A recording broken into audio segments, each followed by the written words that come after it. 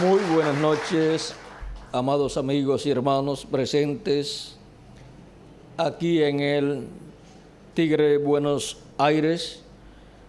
Es para mí una bendición grande estar con ustedes aquí en la Argentina para compartir con ustedes unos momentos de compañerismo alrededor del programa de Dios y ver nuestro tema correspondiente a esta ocasión, el misterio de las recompensas, lo cual la Escritura contiene desde el Génesis hasta el Apocalipsis. Podemos ver que desde el Génesis hasta el Apocalipsis nos habla de las recompensas divinas. Y vamos a ver este misterio en esta noche, para lo cual leemos Apocalipsis capítulo 22, verso 12, donde dice, Cristo dice, he aquí, yo vengo pronto y mi galardón conmigo para recompensar a cada uno según sea su obra. Que Dios nos permita comprender este misterio de las recompensas, nos abra el entendimiento y nos bendiga, y a cada uno les dé conforme a sus obras en este día postrero. En el nombre eterno del Señor Jesucristo, amén y amén. Pueden tomar asiento si tienen la bondad.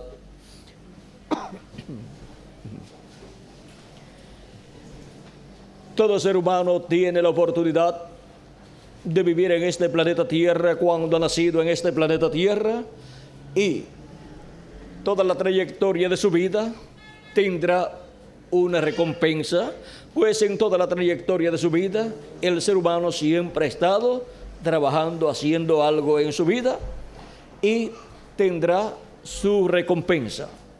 Y ahora encontramos que Dios dará su recompensa a todo ser humano, según sea su obra, dice aquí nuestro amado Señor Jesucristo.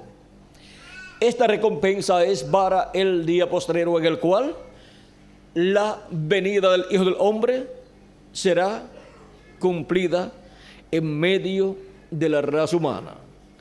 Ahí los seres humanos comienzan a recibir la recompensa por sus obras. Esto es para los que estarán viviendo aquí en la tierra en este tiempo final. Los que partieron en edades pasadas o dispensaciones pasadas y generaciones pasadas recibirán su recompensa cuando sean presentados ante la presencia de Dios. Cuando resuciten, se recibirán la recompensa de parte de Dios, sea buena o sea mala. La recompensa va a depender de las obras realizadas por las personas aquí en la tierra. Ahora podemos ver que Cristo nos dice en San Mateo capítulo 16, versos 24 al 28, entonces Jesús dijo a sus discípulos, si alguno quiere venir en pos de mí, nieguese a sí mismo, tome su cruz y sígame. Porque todo el que quiera salvar su vida, la perderá. Y todo el que pierda su vida por causa de mí, la hallará. Porque ¿qué aprovechará al hombre si ganare todo el mundo y perdiere su alma? ¿O qué recompensa dará el hombre por su alma? Porque el Hijo del Hombre vendrá en la gloria de su Padre con sus ángeles, y entonces pagará a cada uno conforme a sus obras. De cierto os digo que hay algunos de los que están aquí que no gustarán la muerte, o sea que no verán muerte, hasta que hayan visto al Hijo del Hombre viniendo en su reino.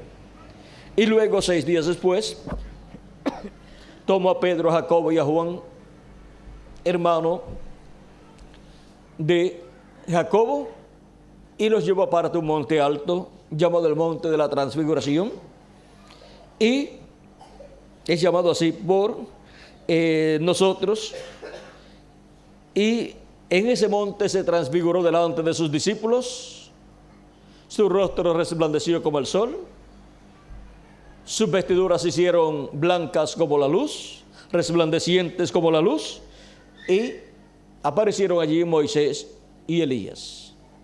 Siendo que esto es una visión, esto es la venida del reino de Dios con sus ángeles, y el Hijo del Hombre viniendo en el reino de su Padre con sus ángeles,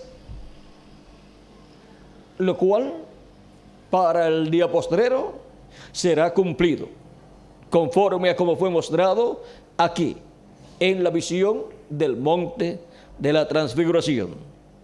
Porque la segunda venida de Cristo, que es la venida del Hijo del Hombre con sus ángeles, es con su rostro como el sol.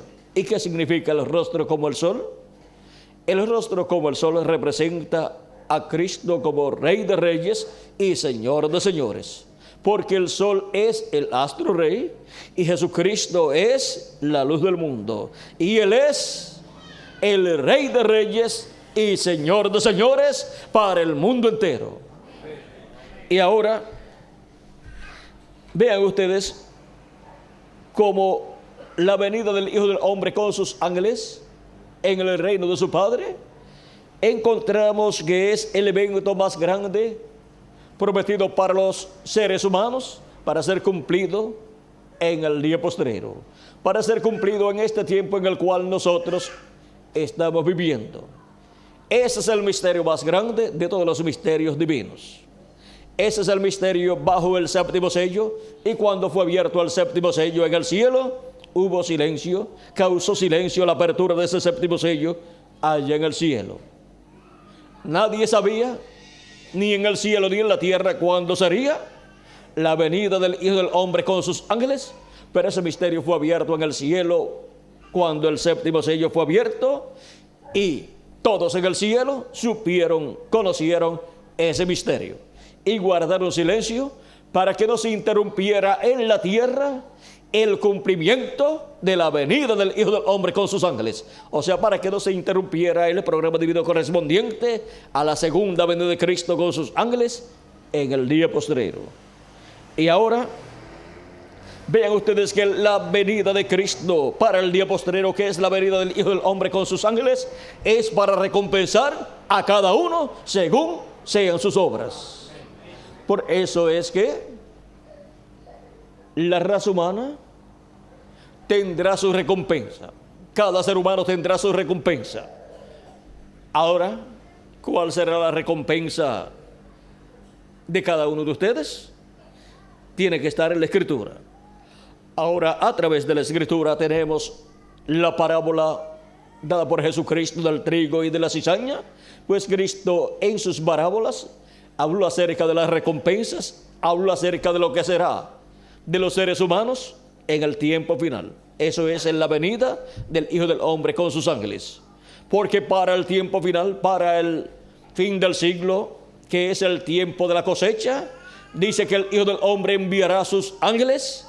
¿Y para qué enviará a sus ángeles? ¿Y para qué será que el Hijo del Hombre estará en la tierra? Para recompensar a cada uno según sea su obra.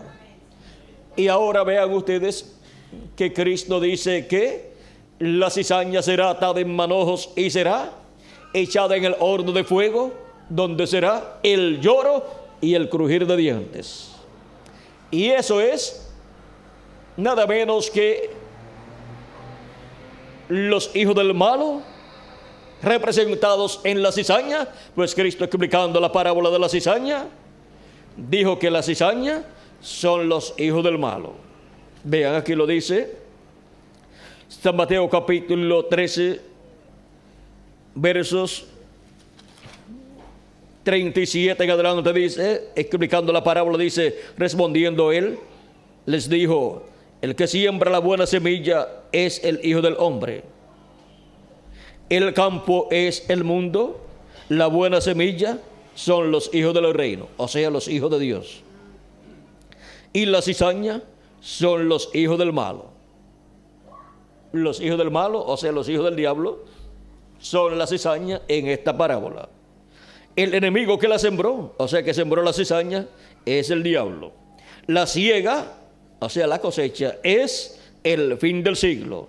Y los segadores son los ángeles.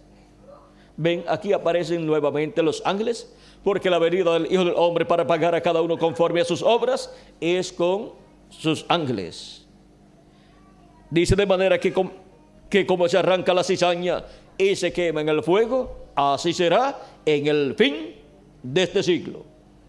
Enviará el Hijo del Hombre a sus ángeles y recogerán de su reino a todos los que sirven de tropiezo y a todos los que hacen iniquidad, y los echarán en el horno de fuego. Allí será el lloro y el crujir de dientes.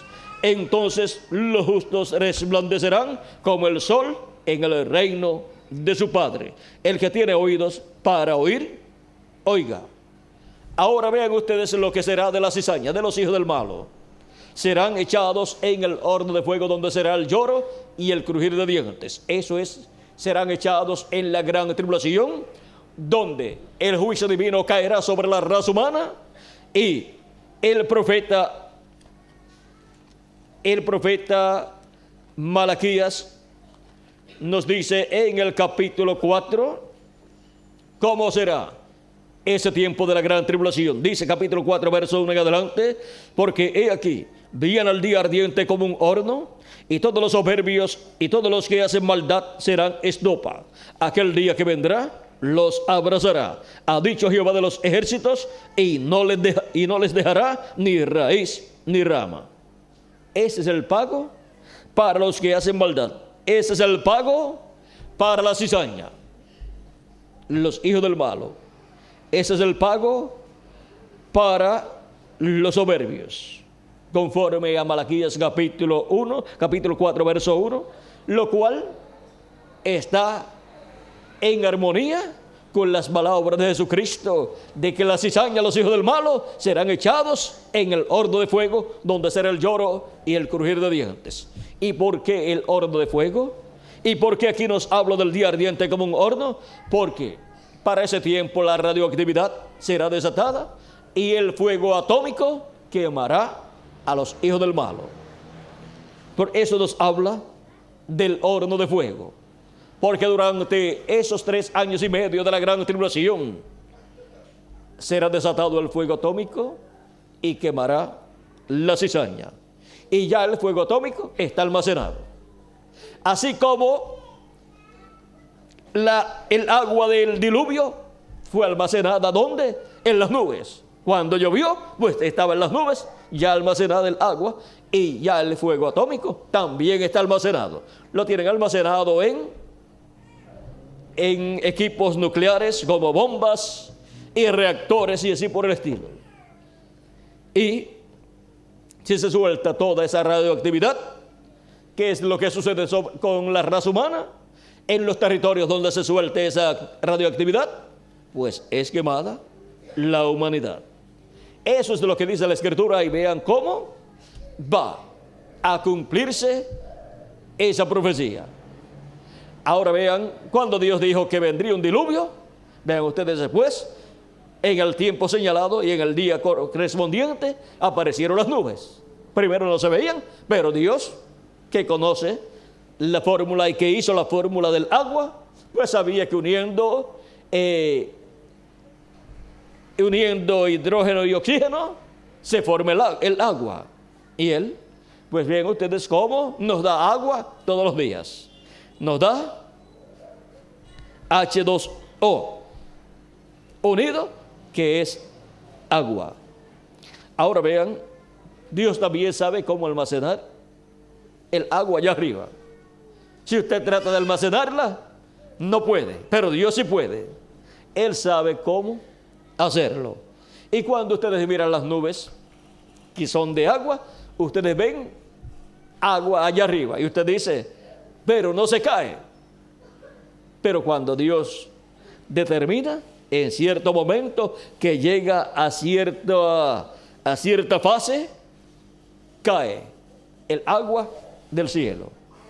Y ahora vean ustedes cómo también sobre Sodoma y Gomorra llovió fuego y azufre. No agua, sino fuego y azufre. Y para el tiempo final tenemos la profecía que será un día ardiente como un horno que quemará la cizaña. Eso es lo que será el pago para los hijos del malo. Eso será el pago para los soberbios, para los que hacen maldad. Aquel día que vendrá los abrazará, o sea, los quemará, ha dicho Dios. O sea que no es un asunto de una persona decir que eso va a suceder, sino que eso ya Dios lo dijo desde el Antiguo Testamento. ¿Y qué será de los escogidos de Dios, de los hijos e hijas de Dios? Pues para ellos sigue diciendo aquí, en el verso 2 del capítulo 4 de Malaquías: mas a vosotros, los que teméis mi nombre, nacerá el sol de justicia, y en sus alas traerá salvación. Y saldréis y saltaréis como becerros de la manada. Esa será la recompensa para los hijos e hijas de Dios. Nacerá el sol de justicia, y eso es la segunda venida de Cristo. Porque Cristo es el sol de justicia, el cual en un nuevo día dispensacional aparece manifestado en la mañana de un nuevo día dispensacional y de un nuevo día milenial. Cuando Dios nos habla del día postrero en la Escritura, para el cual resucitará a los muertos en Cristo conforme a las palabras de Jesús en San Juan capítulo 6 verso 39 al 54, ese día postrero, que es el día del Señor, es el séptimo milenio, porque un día delante del Señor es como 1000 años para nosotros, nos dice el apóstol San Pedro en su segunda carta, capítulo 3, verso 8, y también nos dice así el profeta Moisés en el Salmo 90 y verso 4. Y ahora vean, cuando nos habla de los días postreros, nos habla de los milenios postreros. Cuando Jesucristo estuvo sobre la tierra predicando, se estaba viviendo ya en los días postreros. Porque los días postreros delante de Dios para los seres humanos son el quinto milenio, sexto milenio y séptimo milenio. Y cuando Jesús tenía de 4 a 7 años de edad, comenzó el quinto milenio. Y por consiguiente comenzaron los días postreros delante de Dios, para los cuales el Mesías estaría aquí en la tierra predicando en su primera venida, bajo su ministerio como Cordero de Dios para quitar el pecado del mundo al final de su ministerio. Y vendría luego el Espíritu Santo sobre los creyentes en Cristo, de edad en edad, comenzando el día de Pentecostés, durante todos esos días postreros que son quinto milenio, sexto milenio y séptimo milenio. Dios estaría derramando de ese Espíritu sobre toda carne, conforme a la promesa divina. Y ahora vean ustedes cómo estos días postreros son los 3 milenios postreros, que son quinto milenio, sexto milenio y séptimo milenio. Y si le añadimos al calendario los años de atraso que tiene, ya estamos en el séptimo milenio. Y delante de Dios solamente han transcurrido 2 días. Pero para los seres humanos, de Jesucristo hacia acá, han transcurrido 2000 años. 2000 años si le añadimos al calendario los años de atraso que tiene. Ahora podemos ver este misterio de los días postreros y ver que son los 3 milenios postreros, quinto milenio, sexto milenio y séptimo milenio. Y podemos ver el misterio del día postrero, que es el misterio del séptimo milenio, en el cual la venida del Hijo del Hombre estará siendo cumplida para los hijos e hijas de Dios, y estará el Hijo del Hombre viniendo con sus ángeles para pagar a cada uno conforme a sus obras. Ahora, la iglesia del Señor Jesucristo, que es su cuerpo místico de creyentes, que son esos reyes y sacerdotes ese pueblo que es real sacerdocio, gente santa, ha estado pasando por diferentes etapas. Desde los días de Jesucristo hacia acá, encontramos que Él ha estado obrando entre la raza humana, en medio de la raza humana, y encontramos que el día de Pentecostés nacieron las primeras personas en el reino de Dios.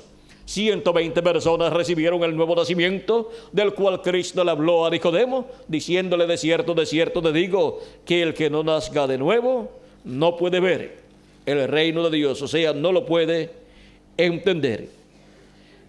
Nicodemo pensó en nacer de nuevo, pero por medio de una mujer. Y pensó en nacer de nuevo por medio de su madre. ¿Y qué si su madre estaba muerta o estaba muy anciana? Pues pregunto, ¿cómo puede hacerse esto? ¿Puede acaso el hombre ya siendo viejo? Y si él dice el hombre ya siendo viejo, es porque se refiere a él que ya estaba viejo. Y si él estaba viejo, ¿cómo estaría su mamá? Más viejita todavía, más ancianita, si estaba viva. Y si no estaba viva, ya el problema para Nicodemo era mayor. ¿Por qué? ¿Cómo iba a nacer de nuevo si su madre ya había muerto? ¿O si estaba viva? ¿Cómo iba a nacer de nuevo por medio de su madre ya ancianita? Miren qué pregunta más infantil. ¿Puede el hombre ya siendo viejo entrar en el vientre de su madre y nacer de nuevo? Pero Cristo le hablaba de un nuevo nacimiento. Y siendo un nuevo nacimiento, era en una forma nueva también. Y ahora le dice: de cierto te digo, que el que no naciere de agua y del Espíritu no puede ver o no puede entrar en el reino de Dios. Lo que es nacido de la carne, carne es. Y lo que es nacido del Espíritu, Espíritu es. No te maravilles de que te dije: os es necesario nacer de nuevo. Ahora, este nuevo nacimiento es el que obtuvo aquel grupo de 120 personas el día de Pentecostés, cuando el Espíritu de Cristo descendió y allí produjo el nuevo nacimiento. Entró en aquellas 120 personas creyentes en nuestro amado Señor Jesucristo y que habían lavado sus pecados en la sangre de Jesucristo. Para una persona poder recibir el Espíritu de Cristo, necesita creer en Cristo como su Salvador y lavar sus pecados en la sangre de Cristo. Para poder recibir el Espíritu de Cristo y así producirse en la persona el nuevo nacimiento. Y así nacer en el reino de Dios. Ninguna persona puede entrar al cuerpo místico de Cristo, o sea, a la iglesia del Señor Jesucristo, a menos que no sea por medio del nuevo nacimiento. Y al nacer de nuevo, ha nacido en el reino de Dios. Es una nueva criatura y pertenece al cielo. Tiene un cuerpo teofánico, obtiene un cuerpo teofánico de la sexta dimensión, no sea un espíritu teofánico, y ya ha comenzado con vida eterna, una nueva vida. Y Cristo dijo en San Juan capítulo 5, verso 24, de cierto os digo, el que oye mi palabra y cree al que me envió, tiene vida eterna y no vendrá a condenación, mas ha pasado de muerte a vida. Cuando nosotros hemos nacido aquí en la tierra, hemos nacido en medio de una raza que está muerta ante Dios. Por causa del pecado, allá en el huerto del Edén, la raza murió ante Dios. El día que de él comas, ese día morirás. Y perdió los derechos a la vida eterna. Murió a la vida eterna el ser humano. Perdió el derecho a comer del árbol de la vida. Y perdió el derecho a todo lo eterno que el ser humano tenía. Y por eso, del tiempo de la caída del ser humano en adelante, las personas nacen aquí en la tierra, reciben un espíritu del mundo y reciben un cuerpo mortal, corruptible y temporal de esta tierra, y luego de pasada una cantidad de tiempo, digamos, de 50 a 100 años o a 125 años, el cuerpo ya se ha ido poniendo cada día más viejo y ha ido decayendo, y las luces que tenía cuando nació, ya de cierta cantidad de años en adelante solamente le queda una, y ya cuando llega a los 70 años y 80 años, una, y bastante agotadita, como las linternas, que cuando ya se le va la carga que tienen las pilas, alumbra en una forma que casi ni se ve lo que está alumbrando. Así es el ser humano cuando ya pasa de los 70 o de los 80 años, ya se siente agotado en la vida, se siente ya agotado. ¿Y qué es? Es que por causa de la caída en el huerto del Edén, el ser humano perdió el derecho a la vida eterna. Perdió el derecho a tener un cuerpo eterno, y por eso hemos obtenido un cuerpo mortal, corruptible y temporal. Y cuando le llega cierto tiempo, se tiene que morir. Ahora, en ese lapso de tiempo, desde que nace la persona hasta que muere, Dios le ha dado la oportunidad al ser humano de buscar a Dios, de lavar sus pecados en la sangre de Cristo, creyendo en Cristo como su Salvador, y de recibir el Espíritu de Cristo para pasar de muerte a vida y obtener un espíritu teofánico de la sexta dimensión. Y ahí, cuando recibe el Espíritu de Cristo, recibe un espíritu con vida eterna. Y un espíritu con vida eterna, un cuerpo teofánico, es un cuerpo parecido a este, pero de otra dimensión, de la sexta dimensión.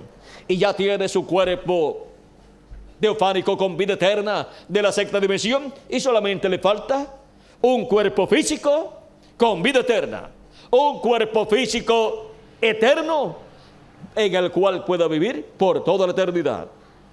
Y ese es el que Cristo ha prometido para darlo a sus hijos en este tiempo final, del cual Cristo habló en San Juan capítulo 6, versos 39 al 40, cuando dijo: y esta es de la voluntad del Padre, el que me envió, que de todo lo que me diere no pierda yo nada, sino que lo resucite en el día postrero. Y esta es de la voluntad del que me ha enviado, que todo aquel que ve al Hijo y cree en Él tenga vida eterna, y yo le resucitaré en el día postrero. Él resucitará a todos los creyentes en Él que han muerto en el pasado, los cuales habían recibido a Cristo como su Salvador, habían lavado sus pecados en la sangre de Cristo y habían recibido su Espíritu Santo. No importa que sus cuerpos físicos hayan muerto, pues lo que murió fue el cuerpo mortal, corruptible y temporal. Pero esas personas están en el paraíso, viviendo en sus cuerpos teofánicos, y regresarán en el día postrero, o sea, en el séptimo milenio, regresarán en cuerpos eternos, y nosotros los que vivimos seremos transformados y tendremos un cuerpo eterno y glorioso, como Cristo lo ha prometido para cada uno de sus hijos. Y es así que es una recompensa grande para cada uno de ustedes y para mí también. El ser humano, por más vuelta que ha dado, miren, lo que está buscando es la inmortalidad. Va por un lado y va por otro lado, buscando esto y lo otro, pero miren, detrás de todo lo que está buscando es la inmortalidad. Porque si obtiene la inmortalidad, pues lo obtiene todo. Así es que obteniendo la inmortalidad, obtendrá todas las cosas. Ahora, Cristo ha prometido la inmortalidad para todos los creyentes en Él. El apóstol San Pablo, hablando del tiempo en que los muertos en Cristo van a resucitar y nosotros vamos a ser transformados, nos dice de la siguiente manera: y así como hemos traído la imagen del terrenal, Primera de Corintios capítulo 15, verso 49 en adelante. Así como hemos traído la imagen del terrenal, o sea, de Adán, traeremos también la imagen del celestial, o sea, de Jesucristo. Pero esto digo, hermanos, que la carne y la sangre no pueden heredar el reino de Dios, ni la corrupción hereda la incorrupción. O sea que un cuerpo corruptible no puede vivir eternamente, no puede continuar viviendo sin corromperse. Llega un tiempo en que muere y se corrompe ese cuerpo. Sigue diciendo, he aquí, os digo un misterio. Es uno de los misterios del reino de Dios. No todos dormiremos, o sea, no todos vamos a morir, pero todos seremos transformados. Viene una transformación para el cuerpo de los hijos e hijas de Dios, tanto para los que estamos vivos como para los que murieron en el pasado, porque van a resucitar en cuerpos eternos, y eso será un cuerpo glorificado, un cuerpo transformado, un cuerpo con vida eterna. ¿Y cuándo será esto? Dice San Pablo, en un momento, en un abrir y cerrar de ojos. A la final, trompeta. Nos habla aquí de una trompeta. Es muy importante tomar en cuenta esta trompeta. Dice a la final trompeta, porque se tocará trompeta y los muertos serán resucitados incorruptibles y nosotros seremos transformados. Porque es necesario que esto corruptible se vista de incorrupción y esto mortal se vista de inmortalidad. Y cuando esto corruptible se haya vestido de incorrupción y esto mortal se haya vestido de inmortalidad, entonces se cumplirá la palabra que está escrita: sorbida es la muerte en victoria.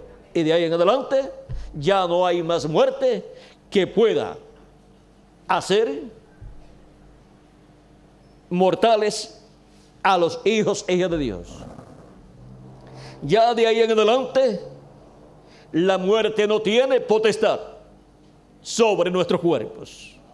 De ahí en adelante ya estaremos en cuerpos inmortales, cuerpos glorificados, y estaremos a imagen y semejanza de nuestro amado Señor Jesucristo. Ahora, ¿para qué tiempo es esta promesa? Dice a la final trompeta, porque se tocará la trompeta. Cristo nos habló también de una gran voz de trompeta en Mateo capítulo 24, verso 31, cuando dijo: y enviará a sus ángeles con gran voz de trompeta y juntarán a sus escogidos. Es la misma trompeta. Es la trompeta del evangelio del reino siendo predicado. Y con esa gran voz de trompeta, que es un mensaje dispensacional, todos los escogidos de Dios en el día postrero serán llamados y juntados y preparados para ser transformados y obtener así el cuerpo eterno que Cristo ha prometido para nosotros. Y los muertos en Cristo serán resucitados. Por eso es tan importante escuchar esta trompeta final, o gran voz de trompeta, que es el mensaje del evangelio del reino para el día postrero. El día postrero les dije que es el séptimo milenio, y es en el día postrero, en el séptimo milenio, donde se abre la séptima dispensación, que es la dispensación del reino, y se predica el mensaje del evangelio del reino, que es la trompeta final o gran voz de trompeta, con la cual todos los escogidos de Dios son llamados y juntados en la dispensación del reino, en la edad de la piedra angular y dispensación del reino, para ser transformados en el día postrero, los que vivimos y los muertos en Cristo ser resucitados. Porque el Hijo del Hombre viene para pagar a cada uno conforme a sus obras, para recompensar a cada uno conforme a sus obras. Y los creyentes en Cristo, que han lavado sus pecados en la sangre de Cristo y han recibido su Espíritu Santo, la recompensa será un nuevo cuerpo.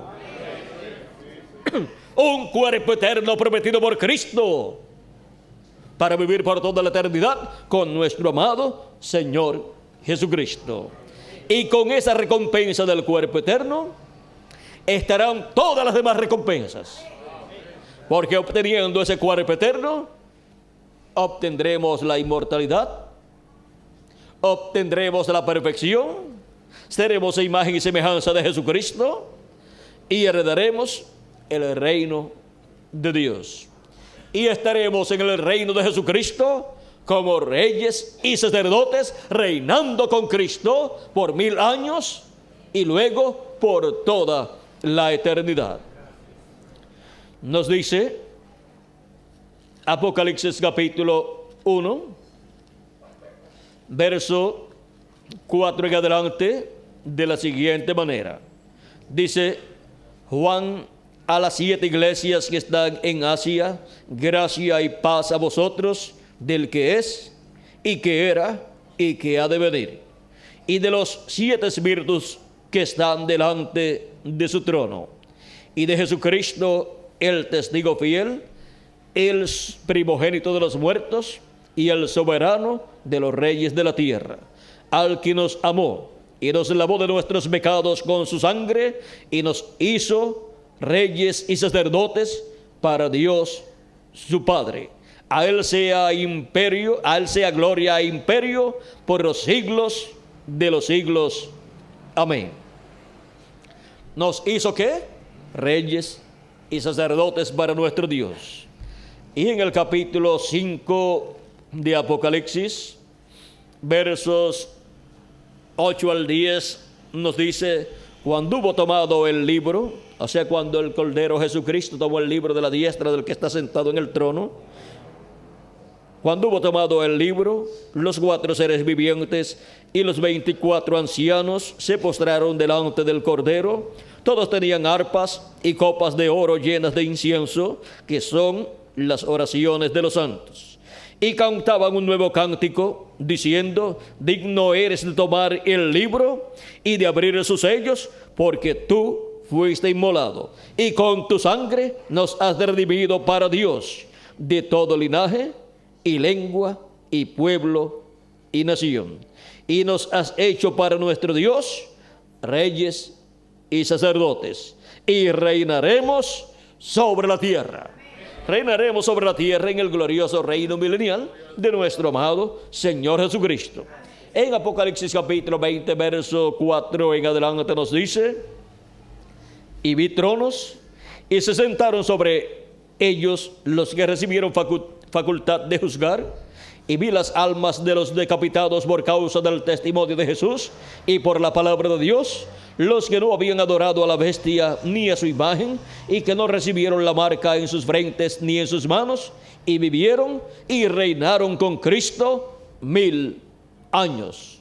¿Reinaremos o no reinaremos con Cristo? Aquí dice que sí, que vamos a reinar, y nosotros decimos amén. Así es. Pero los otros muertos no volvieron a vivir hasta que se cumplieron 1000 años. O sea, los otros muertos son los que no son los primogénitos de Dios, aunque de entre los otros que resucitarán más adelante después del glorioso reino milenial, una parte entrará a la vida eterna y otra parte será echada en el lago de fuego. Dice: pero los otros muertos no volvieron a vivir hasta que se cumplieron 1000 años.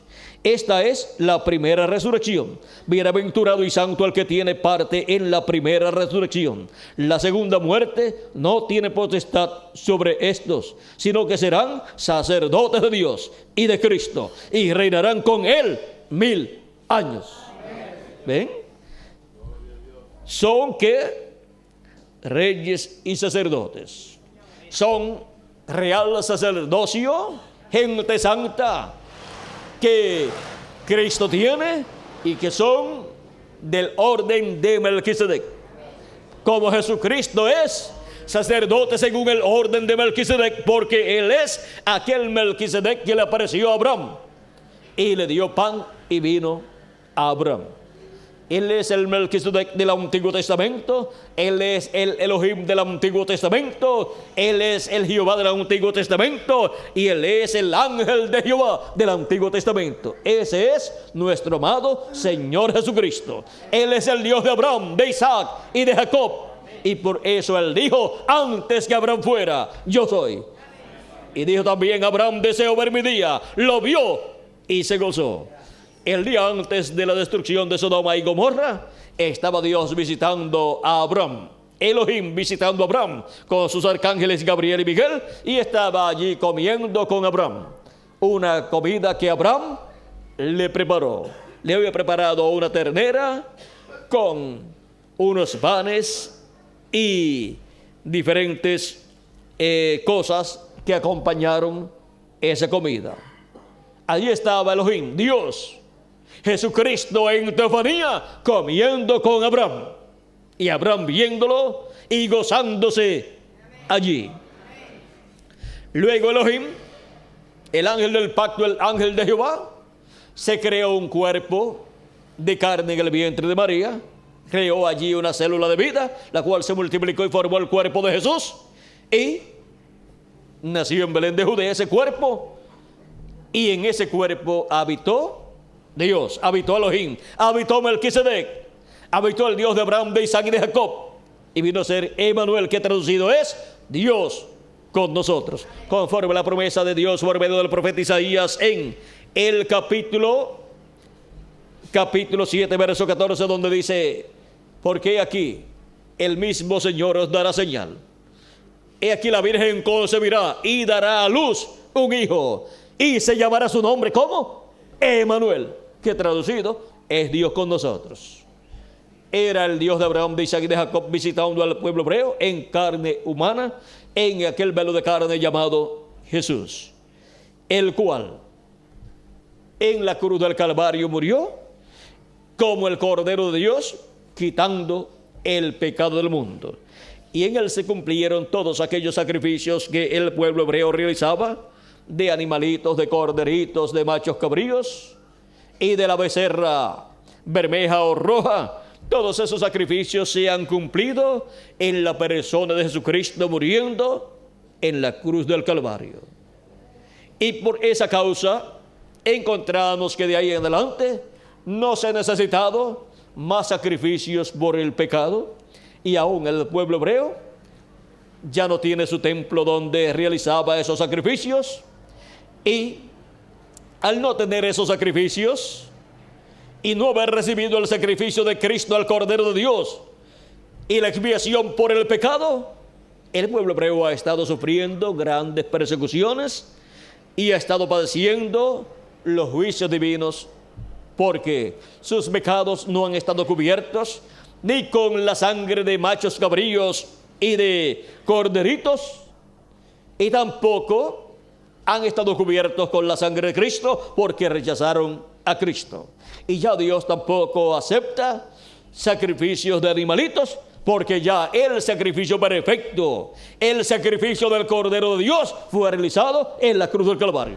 Y cuando llegó lo que es perfecto, lo que era en parte fue quitado. Lo que era en parte eran aquellos sacrificios de animalitos, ya no se necesitaban. Aquellos sacrificios con la sangre derramada de ellos solamente cubría el pecado del ser humano, pero la sangre de Cristo lo quita. Y al quitarlo, la persona es justificada, o sea que la persona queda como si nunca en su vida hubiera pecado. No se encuentra el pecado en la persona, es justificada delante de Dios. Y la persona recibe el Espíritu de Cristo, en donde la manifestación de Cristo en el Espíritu Santo es una realidad para la persona, y lo guía a toda justicia y a toda verdad todos los días de su vida. Y así la persona tiene un espíritu teofánico de la sexta dimensión, un cuerpo teofánico de la sexta dimensión, para en el día postrero luego obtener el cuerpo físico y glorificado que Cristo ha prometido para todos nosotros, para vivir a imagen y semejanza de Jesucristo por toda la eternidad, y reinar con Cristo por 1000 años y luego por toda la eternidad. Ahora vean, ese es el grupo de los reyes y sacerdotes de los cuales habla aquí la Escritura. Ese es el grupo de los reales sacerdotes, real sacerdocio. Esos son los miembros de la iglesia del Señor Jesucristo. Y encontramos que todo este cuerpo místico de creyentes allá comenzó en Jerusalén, naciendo de nuevo 120 personas, y de ahí en adelante siguieron naciendo por miles. Luego pasó la obra de Cristo a los gentiles, envió a San Pablo a los gentiles allá en Asia Menor, y allá se cumplió la primera edad de la iglesia del Señor Jesucristo entre los gentiles, y de ahí pasó a Europa la obra de Cristo. Cristo pasó en Espíritu Santo a Europa, y se cumplieron en Europa 5 etapas o edades de su iglesia, donde envió 5 mensajeros en diferentes edades. Y luego de ahí pasó a Norteamérica, donde envió su 7º ángel mensajero para la 7ª edad de la iglesia gentil, la 7ª etapa de la iglesia gentil, y precursor de la segunda venida de Cristo. Y si ustedes lo quieren recibir, él fue el reverendo William Branham. Él es aquel Elías que había de venir precursando la segunda venida de Cristo. Y él dijo, así como Juan el Bautista, que después de él vendría aquel que él estaba anunciando y preparándole el camino. Y él dijo, no habrá dos aquí al mismo tiempo. Y aun si así fuera, él crecerá y yo menguaré. O sea que el precursor, si permanece vivo bien cuando aparece el precursado, menguará el precursor y crecerá el precursado. Cuando eso se cumplió también 2000 años atrás, en la primera venida de Cristo, estaba allí el precursor Juan el Bautista y el precursado que era Jesús. Y cuando le dicen a Juan el Bautista, mira aquel del cual tú diste testimonio, ahora a él le siguen más personas que a ti y bautiza más personas que tú. Aunque Jesús no bautizaba sino los discípulos de Jesucristo. Juan el Bautista dice, a él le conviene crecer y a mí menguar. Juan el Bautista, el precursor, siempre está representado en el sol de la tarde, y el sol de la tarde le conviene ¿qué? Menguar. Va menguando. Vean ustedes, de las 3 o 4 de la tarde va cayendo el sol. Cuando se llega a las 6 o 7 de la noche, depende de la temporada, si es verano, pues la caída del sol es más tarde, pero de todos modos va a bajar. Le conviene menguar al sol de la tarde. Y Juan era el sol de la tarde allí, alumbrando, dándole luz a aquellas personas y preparándolos para la primera venida de Cristo. Pero Jesucristo dijo, yo soy la luz del mundo. Y el sol, cuando sale en la mañana, sale para recorrer el mundo entero. Y ahora Cristo, como la luz del mundo, el sol naciente, le convenía ¿qué? Crecer. Vean ustedes, el sol en la mañana para los madrugadores comienza a verse como un resplandor por el este. Ahí comienza la mañana a rayar y comienza a verse cada vez más claridad. Va aumentando la luz del sol hasta que el día es perfecto.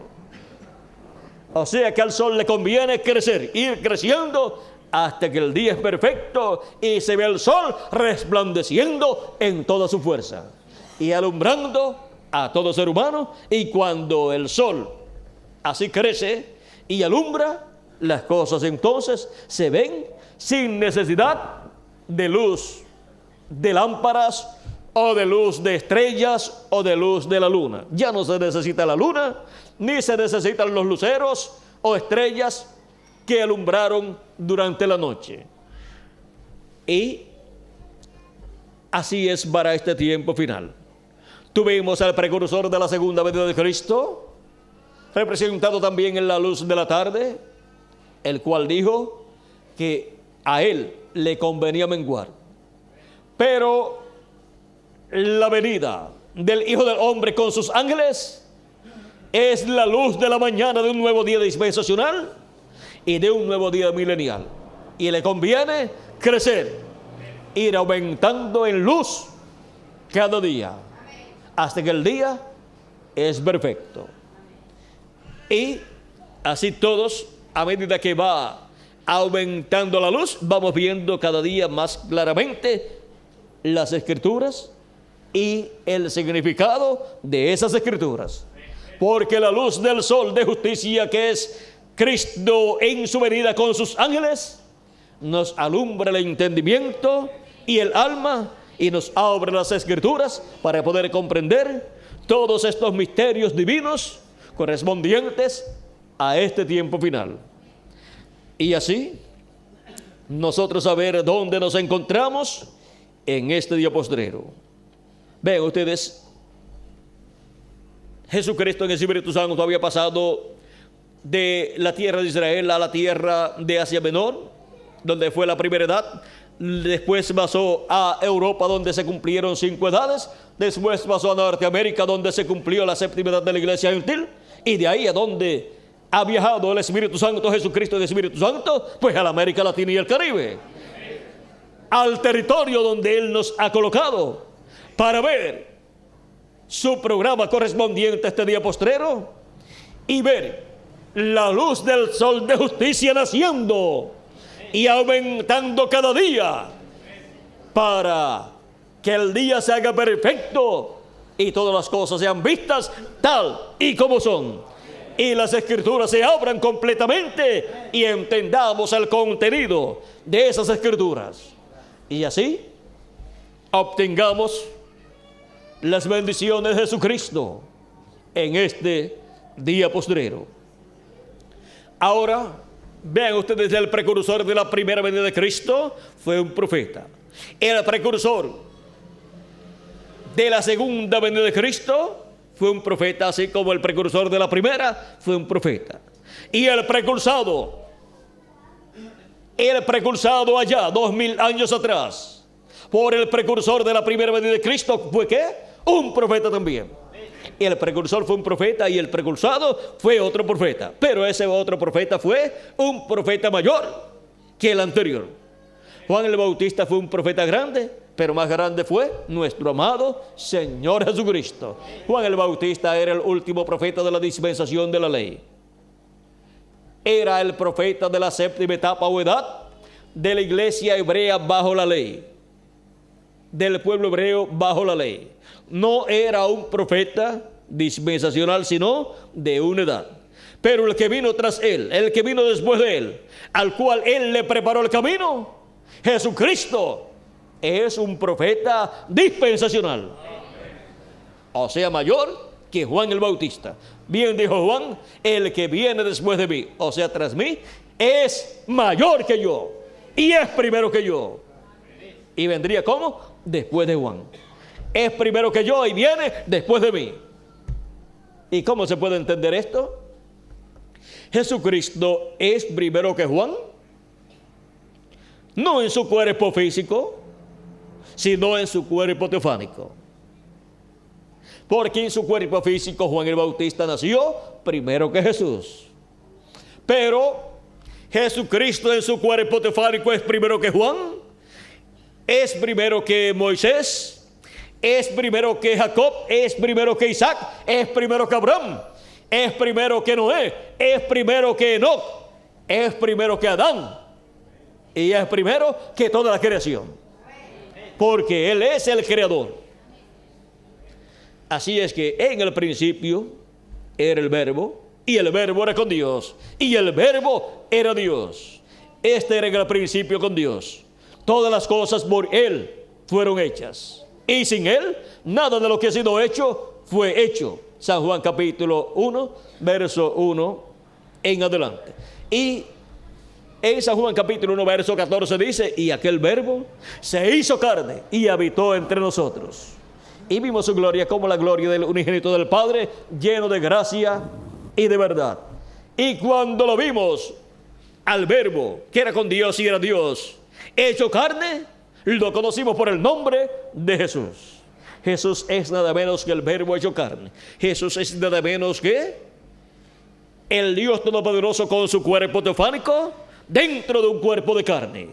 Jesús es nada menos que el Dios de Abraham, de Isaac y de Jacob. Jesús es nada menos que el ángel del pacto, el ángel de Jehová que le habló a Moisés, que guió a Moisés, que por medio de Moisés libertó al pueblo hebreo. Es el Dios de Abraham, de Isaac y de Jacob.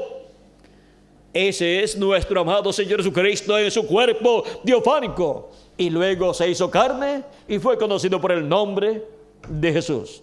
Miren el personaje tan grande que es nuestro amado Salvador Jesucristo. Es Emmanuel, que traducido es Dios con nosotros. Y ahora vean ustedes cómo nuestro amado Salvador pagó el precio de la redención para que nosotros podamos regresar a la vida eterna. Y por eso es que pasamos por este planeta Tierra en estos cuerpos mortales para hacer contacto con la vida eterna, con Jesucristo, recibirlo como nuestro Salvador, lavar nuestros pecados en la sangre de Cristo y recibir su Espíritu Santo y así tener un cuerpo teofánico de la sexta dimensión y tener vida eterna y en el día postrero obtener el cuerpo eterno y glorioso, el cuerpo glorificado que Él ha prometido para cada uno de ustedes y para mí y para los muertos en Cristo. Ahora vean las bendiciones tan grandes que Cristo tiene para cada uno de ustedes, para mí y para los muertos en Cristo. Y para este tiempo final del día postrero, que es el séptimo milenio, los muertos en Cristo resucitarán en cuerpos eternos y nosotros seremos transformados. Por eso es que en este tiempo la trompeta del Evangelio del Reino estaría llamando y juntando a todos los escogidos de Dios, a todos los hijos e hijas de Dios que tienen sus nombres escritos en el libro de la vida del Cordero. Y por cuanto la iglesia del Señor Jesucristo se encuentra en la etapa de la edad de la piedra angular, y esa etapa es manifestada, es cumplida en la América Latina y el Caribe. Por consiguiente, el llamado de la gran voz de trompeta, trompeta final, el llamado del Evangelio del Reino es en la América Latina y el Caribe. Y es en la América Latina y el Caribe donde Dios ha colocado la mayor parte de sus escogidos, que tienen sus nombres escritos en el libro de la vida del Cordero desde antes de la fundación del mundo. Los escogidos que estarían viviendo, ¿dónde? En el día postrero. Y ahora vean ustedes el por qué es en la América Latina que Él tendría a sus escogidos del día postrero, en su mayoría.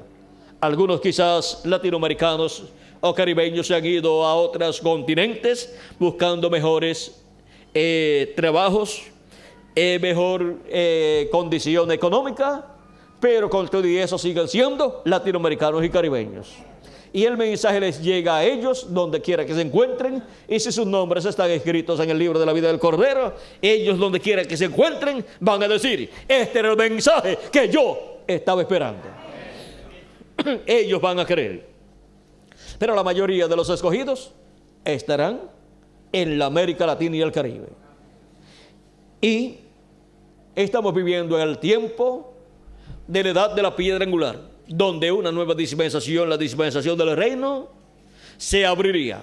Y se ha abierto la dispensación del reino, se está entrelazando la dispensación del reino con la dispensación de la gracia. Estamos en un entrelace, en donde grandes bendiciones Cristo tiene para todos sus hijos que Él llama. En este entrelace los llama a una nueva edad y a una nueva dispensación. Es un entrelace como lo fue en el tiempo de la primera venida de Cristo, donde se estaba llevando a cabo el entrelace entre la dispensación de la ley y la dispensación de la gracia. Y los que pasaron a la nueva dispensación, la dispensación de la gracia con Jesucristo, recibieron las bendiciones de Jesucristo. Los que se quedaron en la dispensación de la ley no podían recibir las bendiciones de la nueva dispensación. Así será también en este tiempo final. Las bendiciones correspondientes a la dispensación del reino para la iglesia de Jesucristo son la resurrección de los muertos en Cristo, la transformación de nosotros los que vivimos, el llamado de la trompeta final o gran voz de trompeta y las recompensas para todos los escogidos de Dios en este día postrero. Ahora nosotros, estando en el tiempo más grande y glorioso de todos los tiempos, estamos esperando nuestra transformación. Esa es una bendición, es una recompensa que Él ha prometido para cada uno de nosotros. Él ha dicho que seremos vestidos de lino finísimo, seremos vestidos de blanco, hemos de recibir un cuerpo transformado, hemos de ser transformados y tendremos ese cuerpo eterno.